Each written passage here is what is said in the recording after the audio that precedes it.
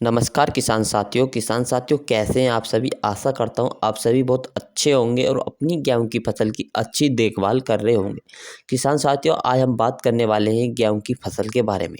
किसान साथियों आज इस वीडियो के माध्यम से हम आपको बताएंगे कि गेहूं की फसल में पहली सिंचाई कब करनी चाहिए, पहली सिंचाई करते समय हमें कौन कौन से खादों का प्रयोग करना चाहिए, कौन कौन सी दवाइयों का प्रयोग करना चाहिए, कौन-कौन से प्रोडक्ट्स इसमें गेरने चाहिए जिससे कि हमारी गेहूँ की फसल में अच्छी ग्रोथ हो सके, अच्छी पैदावार हो सके, अच्छा फुटाव हो सके। हम आपको बताएँगे कि कौन-कौन सी दवाइयों का सही मात्रा में सही प्रयोग कब करना चाहिए और इन दवाइयों से क्या-क्या फ़ायदे मिलते हैं।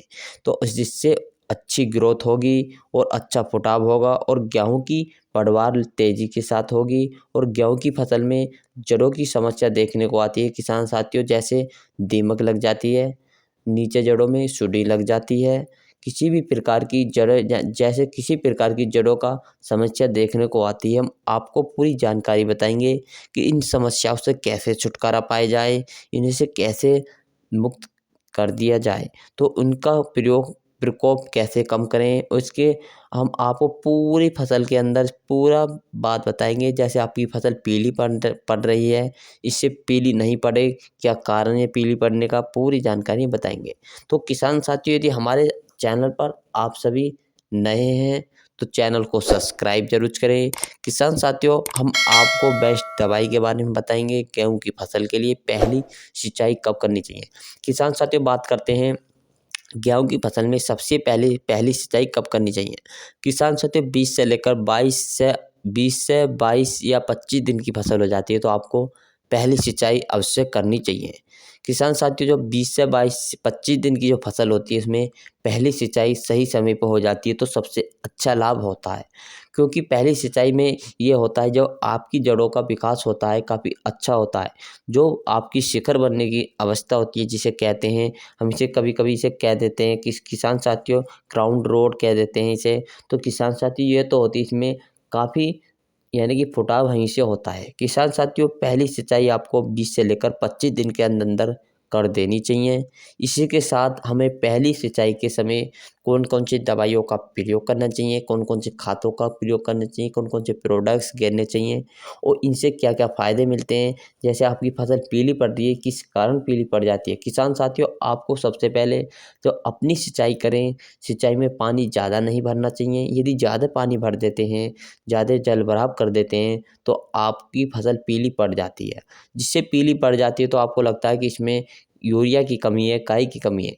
किसान साथियों आपको अपनी गेहूँ की फसल में ज़्यादा पानी नहीं लगाएँ। नंबर 2 पर किसान साथियों जब हमने पहले साल पहली सिंचाई करी थी तो उसमें यूरिया का प्रयोग किया था। किसान साथियों सिर्फ़ यूरिया ही डाला था यानी कि नाइट्रोजन डाली थी। तो हम बताएँगे आपको नाइट्रोजन के साथ कौन-कौन सी दवाइयों का प्रयोग करना चाहिए।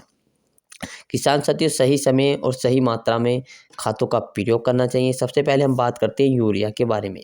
तो किसान साथियों जो आप अपनी पहली सिंचाई करें तो आपको लगभग 1 दिन पहले खादों का प्रयोग करना चाहिए, खादों को छिड़काव कर देना चाहिए यानी बखेर देना चाहिए अपनी गेहूँ की फसल के अंदर।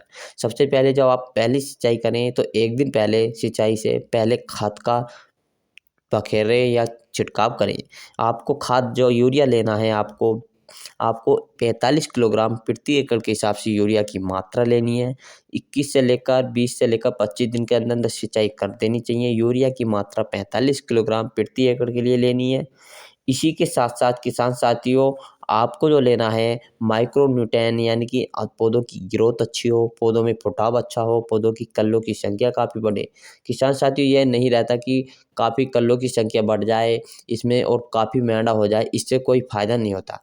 जिससे आपकी फसल में पौधों की अच्छा जड़ों का विकास हो, पौधा तंदुरुस्त यानी कि मजबूत रहे, गिरे नहीं, ये होना चाहिए। किसान साथी ये नहीं कि निरा मैदा ही हो गया, निरी ग्रोथ हो गई, वो फसल अच्छी अपनी लंबी चली, इससे कोई फ़ायदा नहीं होता। किसान साथी जो आगे चल के गिर जाए, तो हम बताएँगे आपको क्या-क्या लगाना चाहिए, यूरिया के साथ मिक्सचर करना चाहिए। तो किसान साथियों यूरिया के साथ आपको लेना है माइक्रो न्यूट्रिएंट लेने हैं, जिससे कि किसान साथियों आपको जिंक ले सकते हैं आप। जिंक किसान साथियों बहुत अच्छी रहती है पौधों की ग्रोथ के लिए, मजबूती के लिए, पौधे का तनाव काफ़ी अच्छा मजबूत रहता है। तो आपको जिंक की मात्रा 8 से लेकर 10 किलोग्राम प्रति एकड़ के हिसाब से आपको जिंक की मात्रा लेनी है प्यारे किसान साथियों। काफ़ी अच्छा रहता है पौधों की ग्रोथ, पौधे पीला नहीं पड़ेगा, पौधों के अंदर जड़ों का विकास अच्छा रहेगा, पौधों में टेलिंग अधिक फूटेंगी। किसान साथियों, नंबर 2 पर हम बात करेंगे। पहले हमने यूरिया लिया 45 किलोग्राम, इसी के साथ हमने मिक्सर किया जिंक की 8 से 10 किलोग्राम। अब बात करेंगे एक नए प्रोडक्ट्स के बारे में जिसे हम पौधों की ग्रोथ के लिए काफ़ी अच्छा और फुटाव के लिए रहता है हेमिक एसिड। हेमिक एसिड काफ़ी अच्छा रहता है पौधों की ग्रोथ और पौधों की बढ़वार के लिए, जिससे फसल काली रहेगी, फसल का अच्छा हरा भरा रहेगी फसल। तो किसान साथियों, हेमिक एसिड की जो मात्रा लेनी है प्यारे किसान साथियों, तो आपको लेनी है 500 ग्राम। 500 ग्राम आपको हेमिक एसिड की मात्रा लेनी है।